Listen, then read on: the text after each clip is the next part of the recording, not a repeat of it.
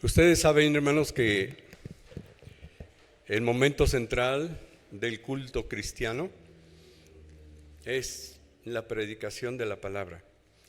Así como la Iglesia Católica, el punto central es el toma de la hostia en la misa.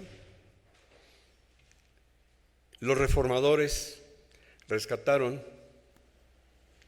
en el culto cristiano que la centralidad del culto es la palabra de Dios. Así que, hermanos, tenemos el privilegio de estar en este momento entrando al momento más culminante del culto, de nuestro culto que ofrecemos a Dios, que es abrir la palabra para que el Señor nos hable y nosotros, como dijo aquí el siervo, habla que tu siervo escucha. Escuchemos, hermanos. En este capítulo 4 de Primera Tesalonicenses tenemos está dividido en dos partes. Una que dice la vida que agrada a Dios y la otra que la divide desde el versículo 17 y se sigue hasta el capítulo 5, versículo 11, que nos habla sobre la venida del Señor.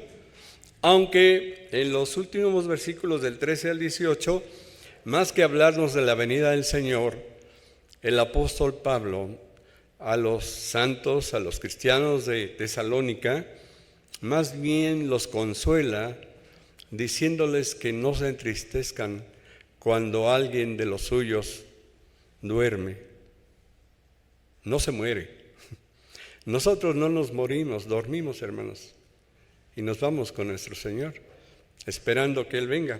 Y luego en el capítulo 5, Él ya entra de lleno en la segunda venida del Señor.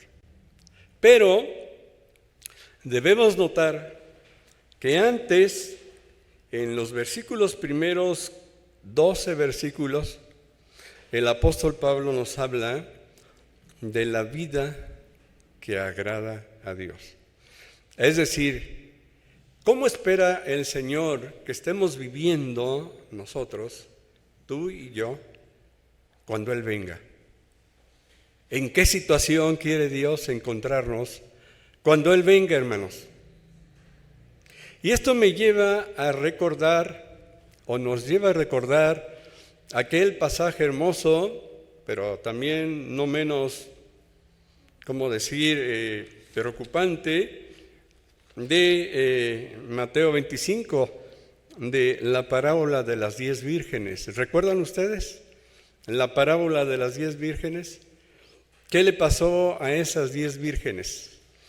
Dice la palabra de Dios que estaban esperando al esposo que llegara y estaban con sus lámparas encendidas y que a 5 de ellas se les acabó el aceite y no se previnieron, pero las otras 5 fueron prudentes, fueron mujeres más, preparadas, más puntuales, que estaban en lo que estaban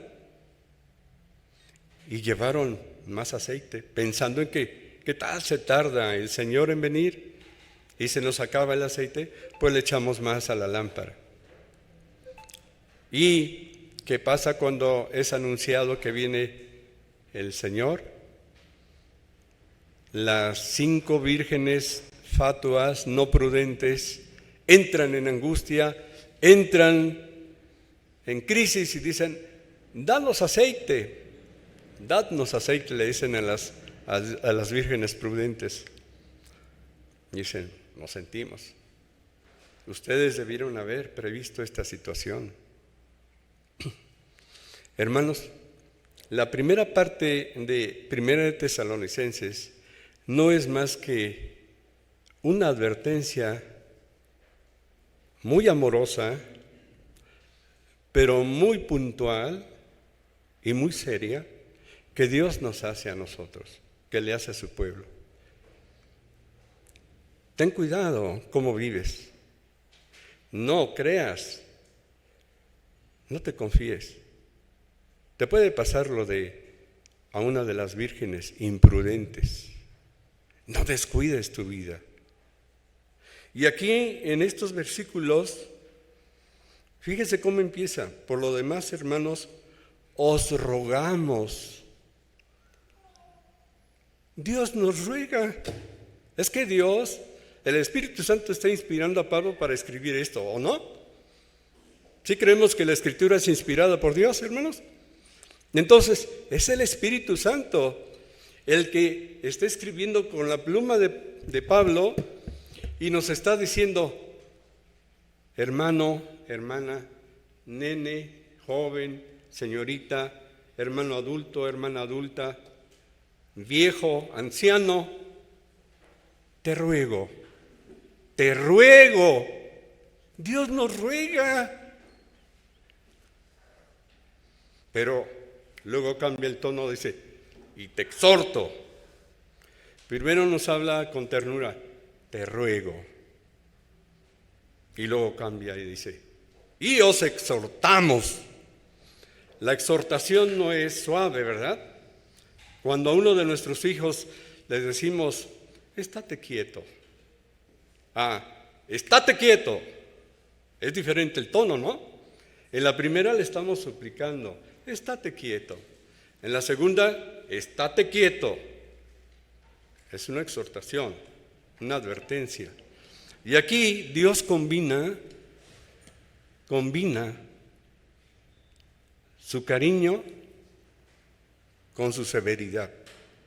Nos está diciendo, con cariño, como dicen los muchachos, en buena onda, te lo estoy diciendo, para que me entiendan ahora los chavos.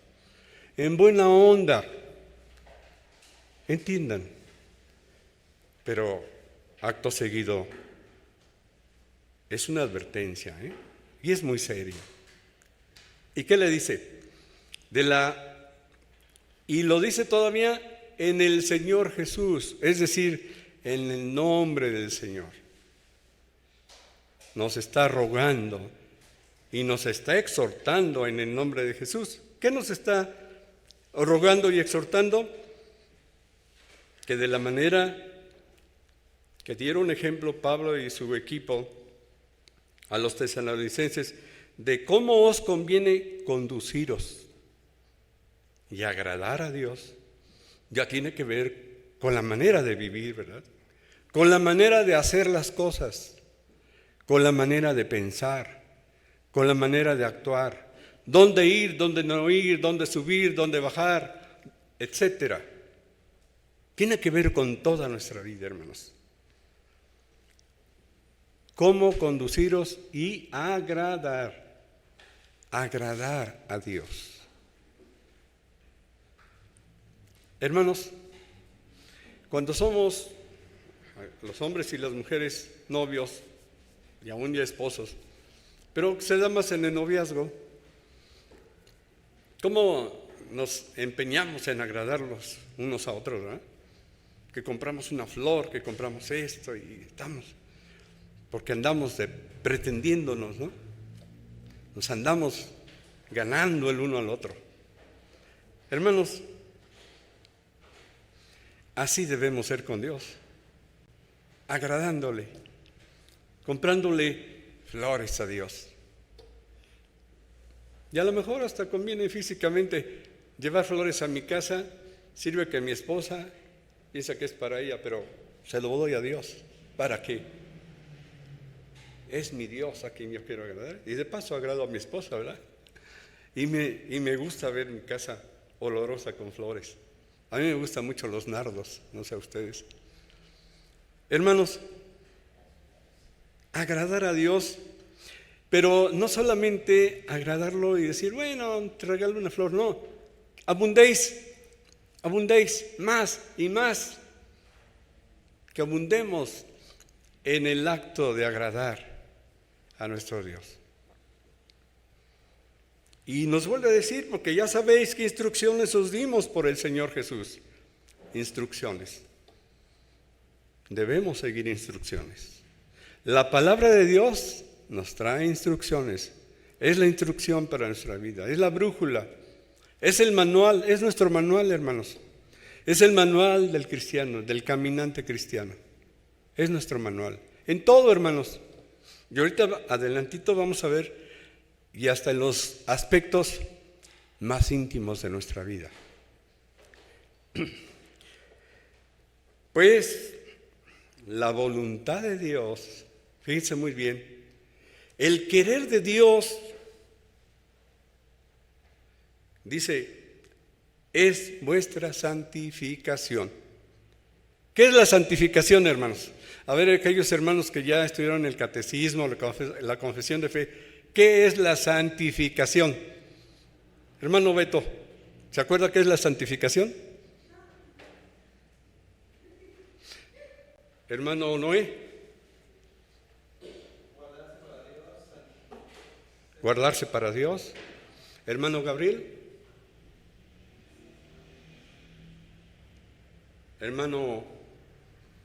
Mi hermano, ay, se me fue ahorita su nombre. Hermano Francisco. Santificación. Santificación es guardarse limpio para Dios. Guardarse limpio para Dios. ¿Qué más podríamos decir que es la santificación? Hermano Memo. La pureza. La santificación, hermanos, cuando creímos en el Señor, Dios nos hizo santos. Absolutamente santos, hermanos. Eso lo dice en Efesios, no lo digo yo. Lean Efesios capítulo 1. ¿Qué dice? En los lugares celestiales, el Señor nos hizo, ya nos tenía contemplados como santos y sin mancha delante de Él. Pero ¿qué pasa cuando Él nos rescata aquí en la tierra? Nos toma, pero ¿de dónde nos toma el Señor, hermanos?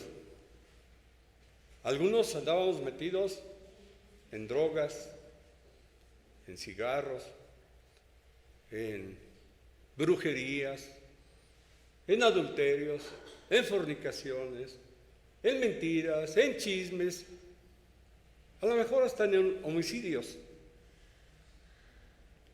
Nos tomó manchados, nos tomó del chiquero, hermanos. Nos tomó, nos limpió. Pero todavía tenemos esa vieja naturaleza ahí. Y todavía tenemos la tentación de volver, de regresar. Entonces la santificación es ese proceso de irnos separando pasito a poquito, poco a poquito, pareciéndonos más a Cristo y alejándonos más de lo que antes éramos, del hombre viejo, de ese hombre que no buscaba a Dios, que no quería a Dios. A lo mejor hasta veníamos a la iglesia como yo, que me traían mis padres, pero pues, aquí me aburría. Saliendo, mi lenguaje era horrible.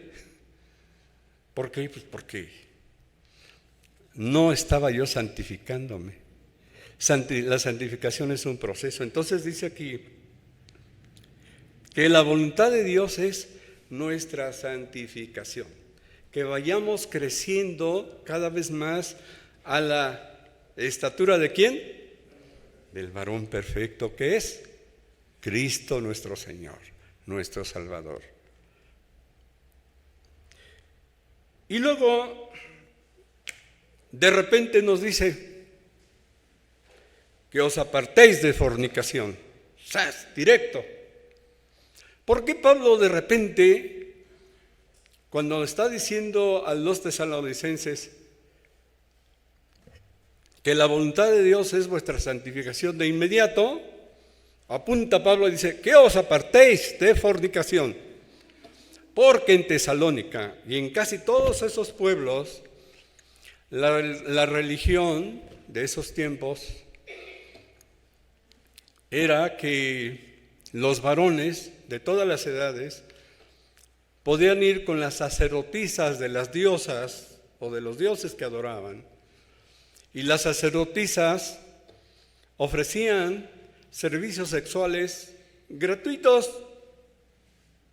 Entonces, pues era una cosa terrible para los varones estar allí atados de por vida a una vida entregada con una mentalidad totalmente entregada a la inmoralidad sexual.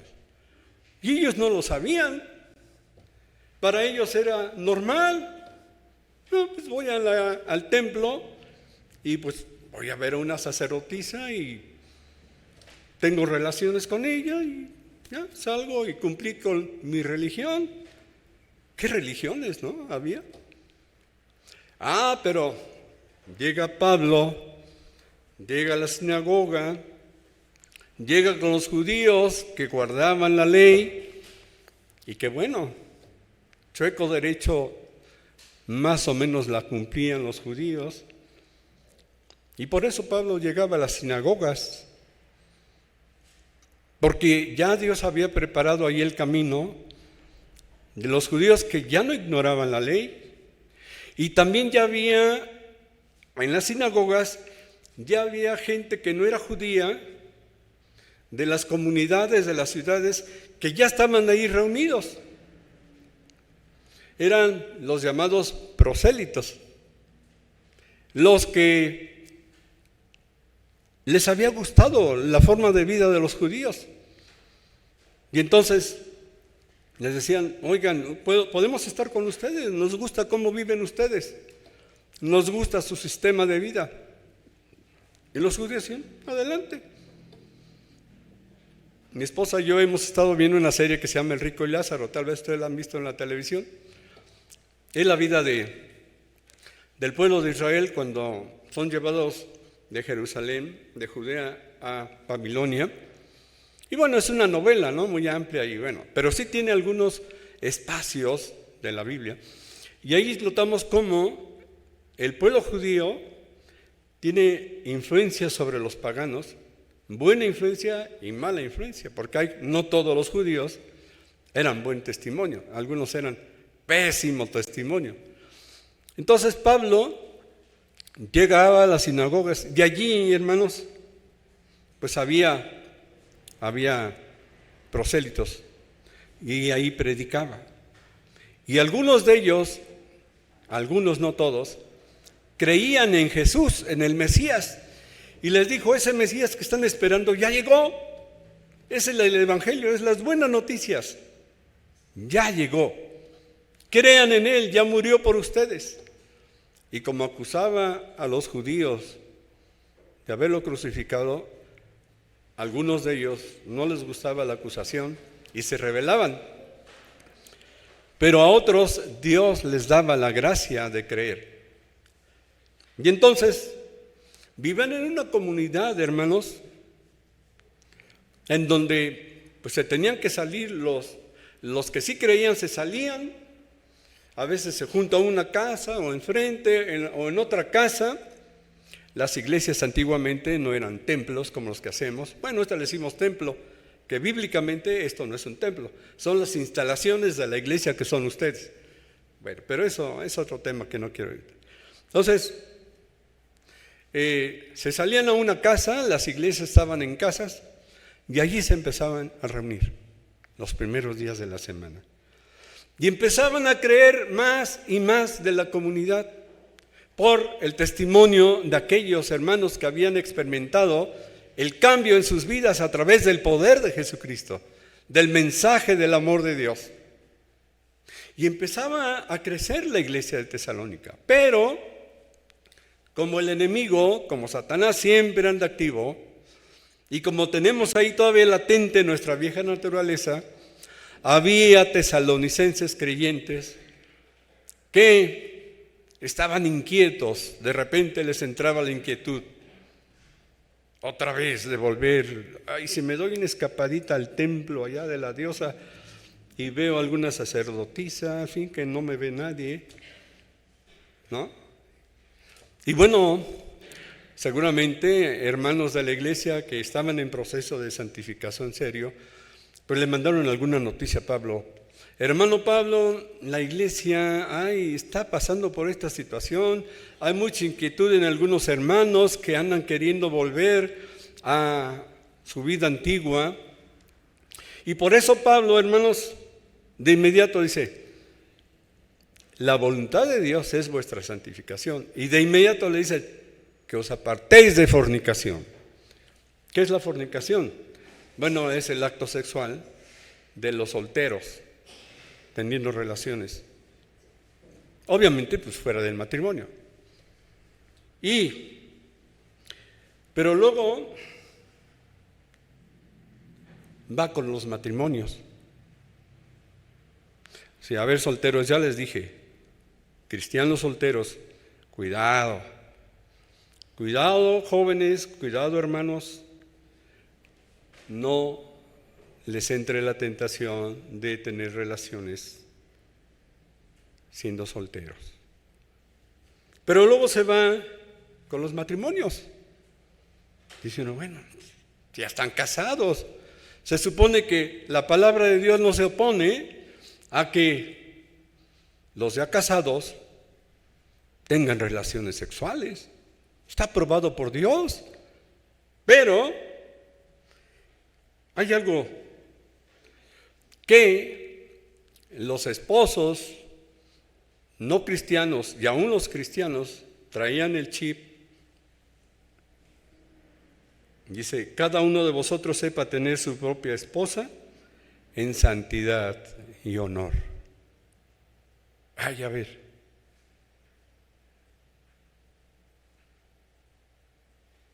No en pasión de concupiscencia, como los gentiles que no conocen a Dios. A ver, le dice a los cristianos, a los esposos cristianos, sepan tener a su esposa en santidad y honor. Y no les está diciendo, no les está prohibiendo que no tengan relaciones. Pues estaría contradiciéndose Pablo. Pero les dice, en santidad y honor. ¿Y saben qué, hermanos? Cuando estaba yo meditando, creo que la prueba más profunda del dominio propio cristiano de un varón está justo en este aspecto que es el más íntimo y profundo del ser humano.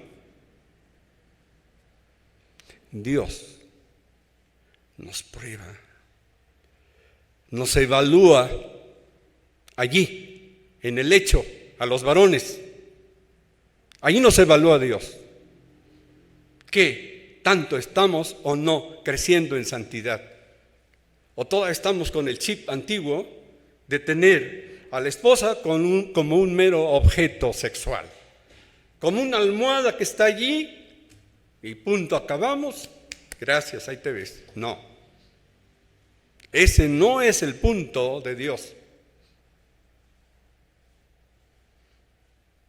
Por eso dice el versículo 5, no en pasión de concupiscencia. Y fíjense que aquí el apóstol Pablo hasta exagera, en pasión de concupiscencia. Bueno, pues es que la pasión ya de por sí es una actividad viva que el ser humano tiene. La pasión es eso, ¿no? El deporte, etcétera, cuando se juega con pasión. Bueno, la actividad sexual, dice, es igual, pero trae más, trae concupiscencia, trae deseo irrefrenable, animalidad. Y eso no es de un varón cristiano. Y entonces dice uno, bueno, pues entonces Dios nos mide, hermanos, a los varones. Y ahí está, el mensaje es para los varones, si ustedes ven, no se la está dirigiendo a la mujer. Porque ahí nada más dice, sepa tener en su propia esposa en santidad y honor. Ay. Hermanos,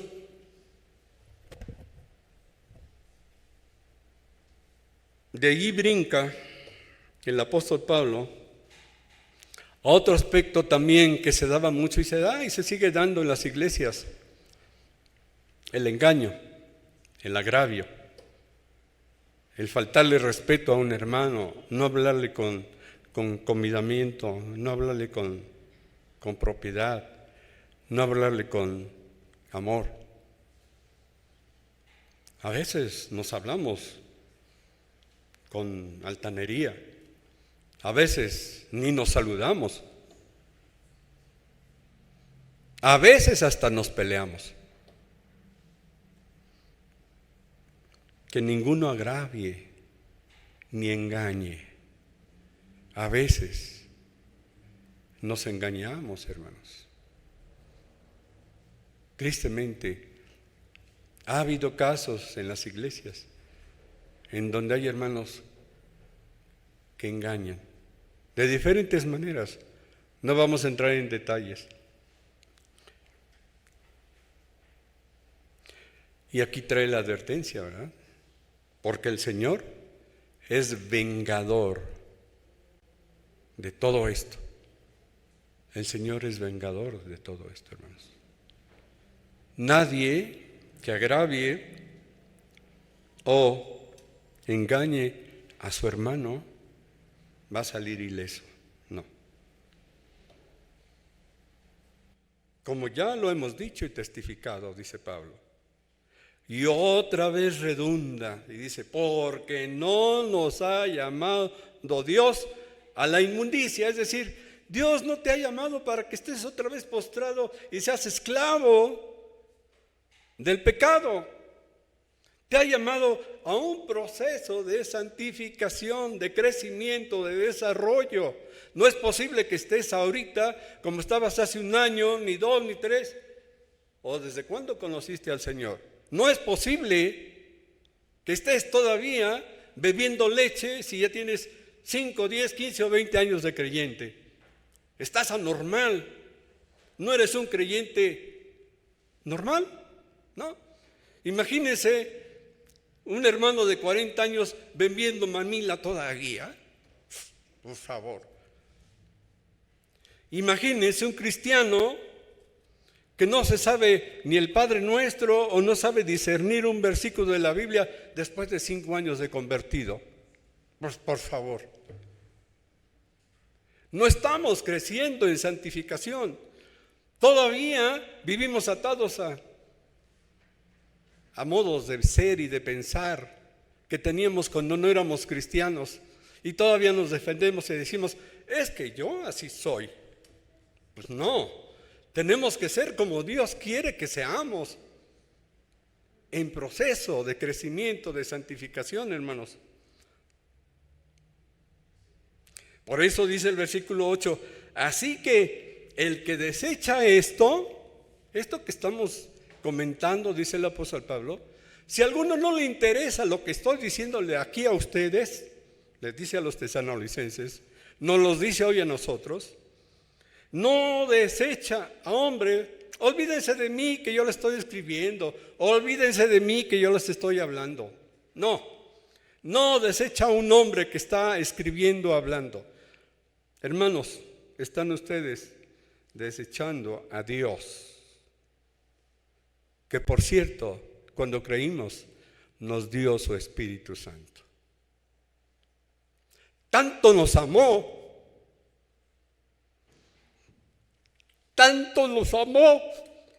que nos dio a su Espíritu, hermanos. Nos hizo nuevos. No es posible que vivamos todavía con pensamientos, con conductas que ya deben estar enterradas. No es posible, dice el apóstol, porque entonces estamos desechando a Dios. Y ahí, hermanos, por eso viene a colación la parábola de las 10 vírgenes. Cuidado, el Señor viene. El Señor viene.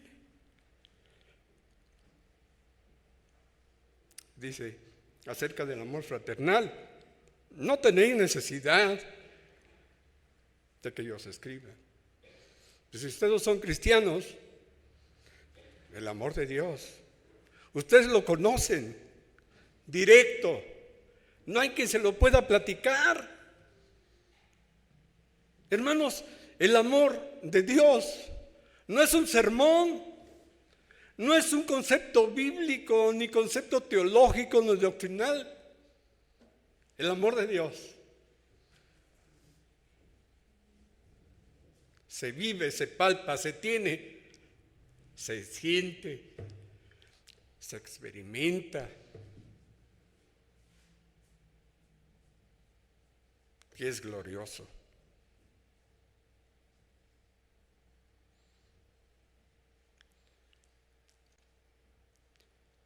Y por eso dice, no hay necesidad de que os escriba, porque vosotros mismos habéis aprendido ¿de quién?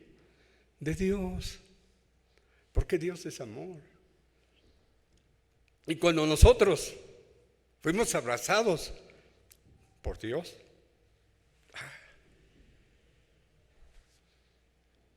¿quién nos abrazó? El amor. Nos abrazó el amor. Y desde entonces, de seguro, nuestra vida cambió. Cambió para siempre. No fuimos los mismos, hermanos. Nacimos de nuevo, como dice el himno que cantamos. Nací de nuevo, ¿qué? Nacimos de nuevo. ¿Qué nos hizo nacer de nuevo? El amor. No hay más. Y también lo hacéis así con todos los hermanos que están por toda Macedonia. Y otra vez vuelve Pablo. Pero os rogamos, vuelve Dios a decirnos, os rogamos, hermanos. Es que ¿saben qué, hermanos? Dios sabe que somos muy olvidadizos. Somos cabezas duras. Si ustedes leen el Antiguo Testamento y ven cómo Dios hizo cosas maravillosas con el pueblo de Israel, cómo Dios se manifestaba. ¿Y qué pasaba con el pueblo de Israel? Caía, y caía, y caía, y caía, y no entendía. Cabezas duras. Dios sabe que solemos, porque se acuerda que somos polvo. Por eso es que nos dice, os ruego otra vez, hermanos, y nos dice otra vez que abundéis en ello más y más. Más y más. No nos cansemos, hermanos. No hay fin. No hay fin. Siempre podremos alcanzar una rayita más hacia la estatura del varón perfecto. No quiere decir con esto, ojo, no quiere decir que eso significa que vas a alcanzar la salvación. No, no. Por la gracia de Dios ya eres salvo. Pero la voluntad de Dios, ya siendo salvo, es tu santificación. Y esto nos prepara para entrar al al versículo 13 y todo el capítulo 5 de la segunda venida del Señor.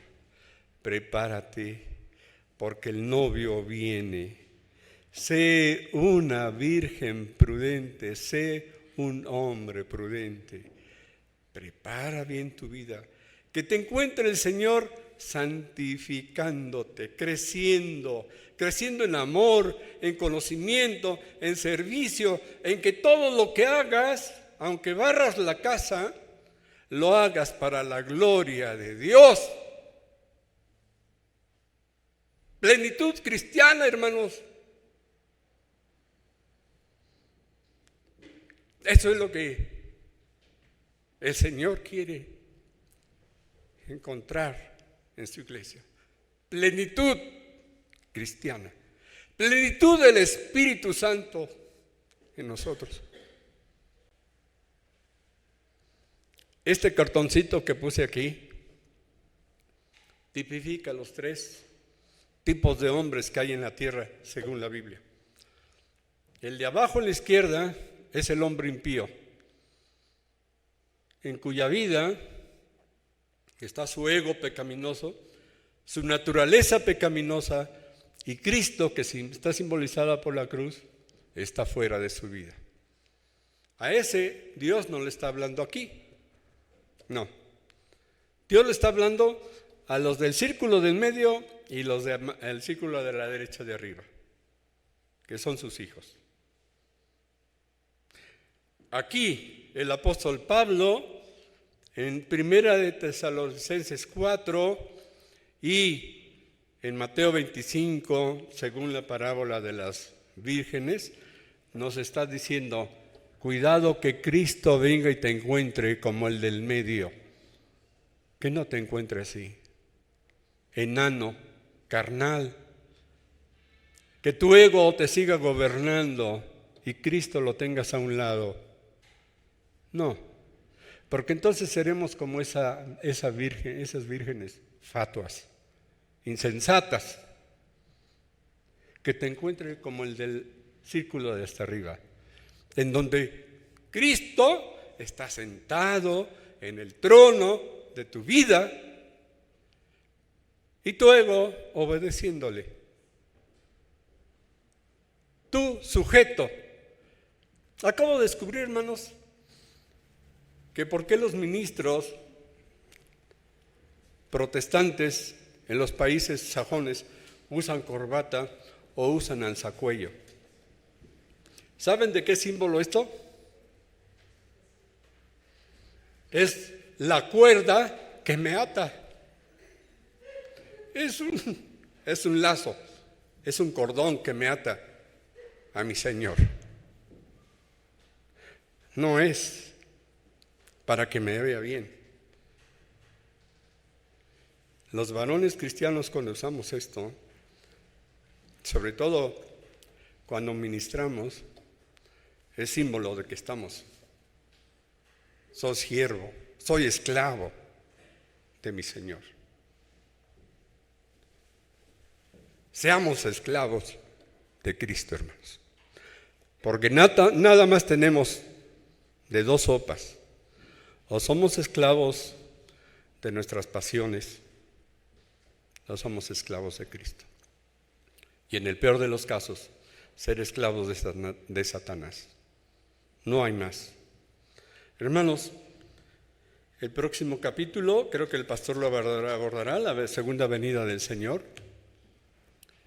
Y gracias a Dios porque nos permite prepararnos para recibir a nuestro Señor, como es digno de Él, con vidas en proceso de santificación. Que el Señor nos ayude, hermanos.